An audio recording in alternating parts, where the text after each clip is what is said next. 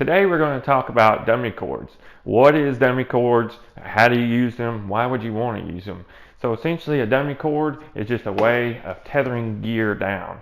So today we're going to talk about how to tie down a simple canteen on your kit. Now the reason you would want to do that is to prevent loss.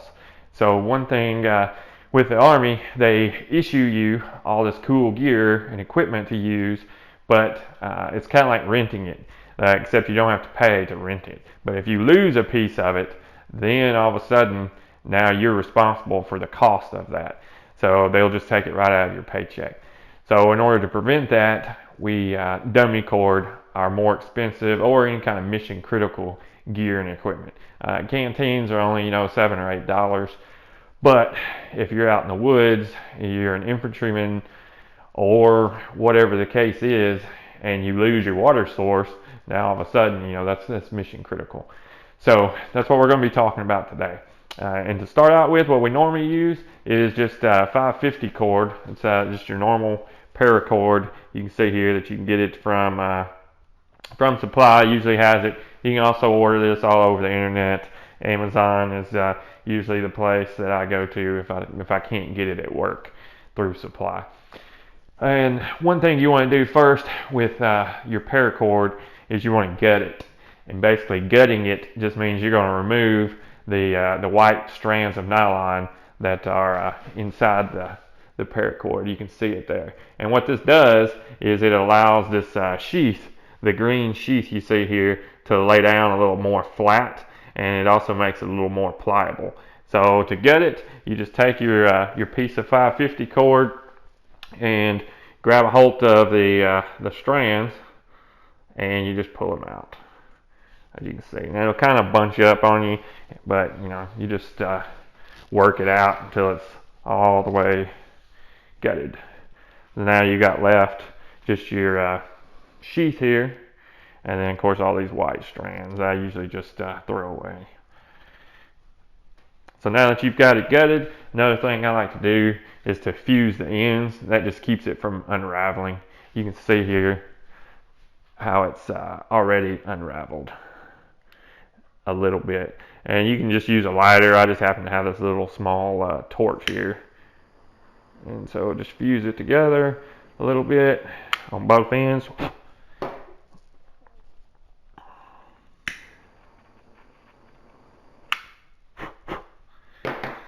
That'll keep that from unraveling. And now for the actual dummy cord knot that I like to use is the bowline knot. The reason the bowline, it doesn't slip, and without these strands in there, you're able to cinch that down really tight.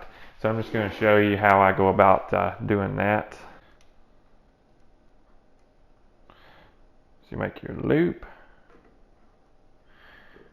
go up through the loop, around this end, and back down in the loop. Then you just tighten that up. Now obviously you want to make your loop a little smaller, but I'm not spending that kind of time. Now once you get done with this, the other point, so that's your bowline tied around the retaining ring of your canteen.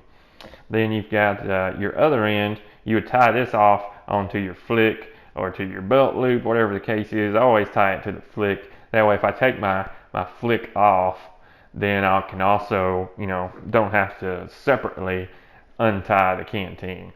So it's all one piece. And you want to make sure you leave enough for you to be able to use this thing. So this is about a 3-foot piece. That will allow me to take it out of my pouch, take a sip of it while it's still tied down. Then I can also fill it up, under a water spigot or a water buffalo, whatever the case is that I have.